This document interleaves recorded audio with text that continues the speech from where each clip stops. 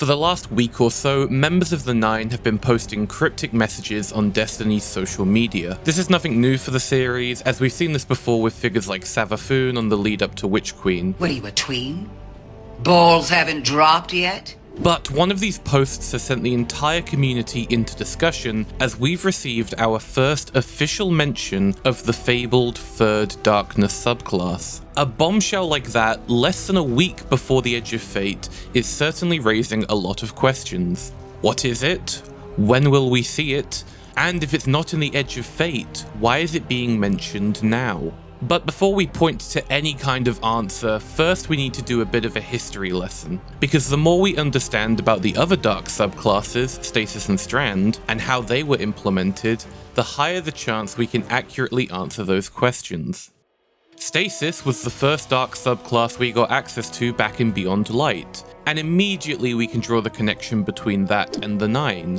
Before the expansion launched, while we were uncovering more information about the Black Fleet and Stasis, we turned to the Nine for more answers. But what we got instead was the Prophecy Dungeon. This was a huge turning point in Destiny's story, because before this, we'd all assumed that the Dark was an inherently evil force, and that embracing the Dark could corrupt Guardians into Dredgens.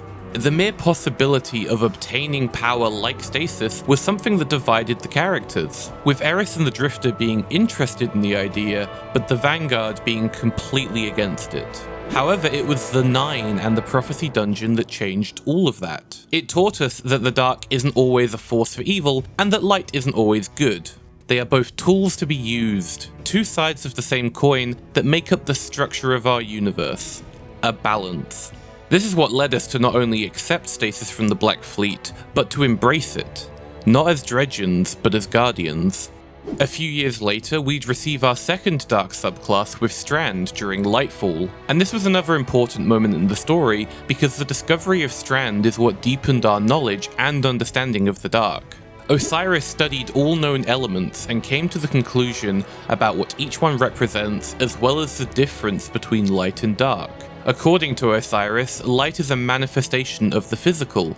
Like how the Traveler terraforms planets and grows new life, light is about tangible elements of the universe. Void is gravity and space, arc is movement and electricity, solar is the sun, both its power to burn and restore life.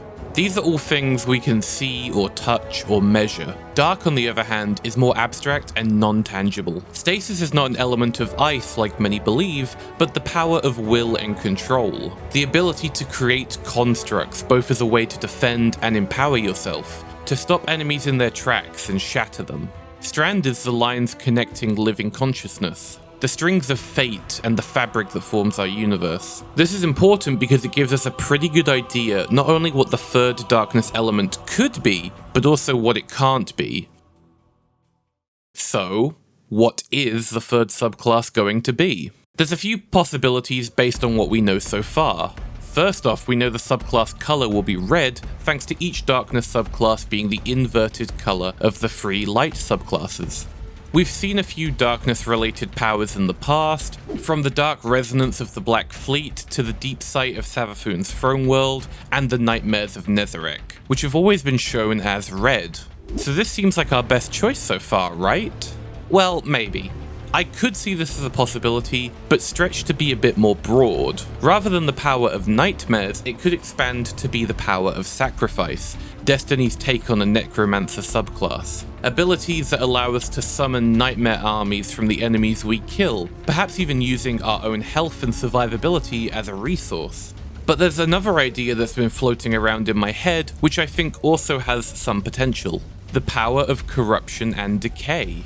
Another form of power we've seen use the darkness is Egregore. This is the fungus we found infesting the Leviathan in Season of the Haunted, as well as the Cabal ship in the Presage exotic mission. But what's more interesting is that the Drifter keeps a large amount of it stored on his ship. The same ship that carries around a gift from the Nine. The Egregore on the Derelict has been there long before Egregore became a focus in Destiny's story, and has never been explained why Drifter has it to begin with. But, given his connection to the Nine and that they are what started this conversation to begin with, this seems like a pretty big lead. We've also seen something similar in Edge of Fate, with the introduction of the dark matter infection growing across Kepler and infesting members of the House of Exile, which, similar to Egregore, might also have the power to affect minds. While I don't think we'll get either of these as a subclass directly, it could be these darkness elements manifesting in different ways. Both of these fungi corrupt the area and living beings around them, and Egregore itself feeds and grows on death. We could see something akin to a poison or druid subclass, with abilities that allow us to infect targets with spores that grow and deal damage over time, or heal allies. If this is the direction the subclass is heading, the next question is, when will we see it? I'm pretty certain I have a good idea about that too. Like I mentioned before, I doubt we'll see the subclass implemented in Edge of Fate itself. It's simply too soon and something I think Bungie would have advertised sooner. But that doesn't mean we won't see hints or examples of this new subclass at some point during the story, especially through the dark matter infection and the effects that will have on the environment and enemies throughout the expansion. Next, we have the mid-season update Ashen Iron, which will see us briefly return to the Plague Lands from Rise of Iron. Many people in the community have been wishfully hoping for the return of Siva and even a Siva subclass, and while I'm personally not too confident in the idea, Ashen Iron would be the perfect place to start giving us some hints and teasers for that. But after that, we have the most interesting option, the expansion coming early next year, Renegades. We currently know very little about Renegades itself, other than the general theme of the expansion, which is Star Wars. Renegades is set to be a homage to the franchise that seems to be going above just cosmetics and visuals, while still staying very much as a Destiny story. We know from promotional material that the story will feature the Cabal as a main antagonist, which could connect us back to Callus's obsession with Egregore, but we also know that Dredgens are going to feature heavily, guardians that have turned to the dark.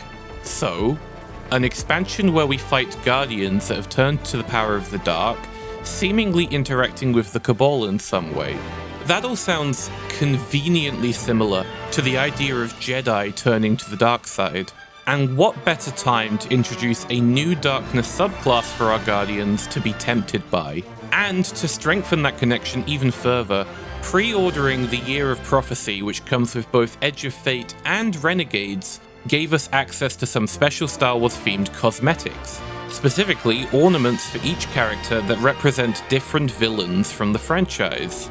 So we have cosmetics based on notable dark side characters, teasing an expansion that will feature guardians that have turned to the dark, and a link to Cabal which may or may not have something to do with Egregore, all within a year of content focused on the Nine. Again, I cannot think of a more perfect time to give the Destiny community a new darkness power to play with.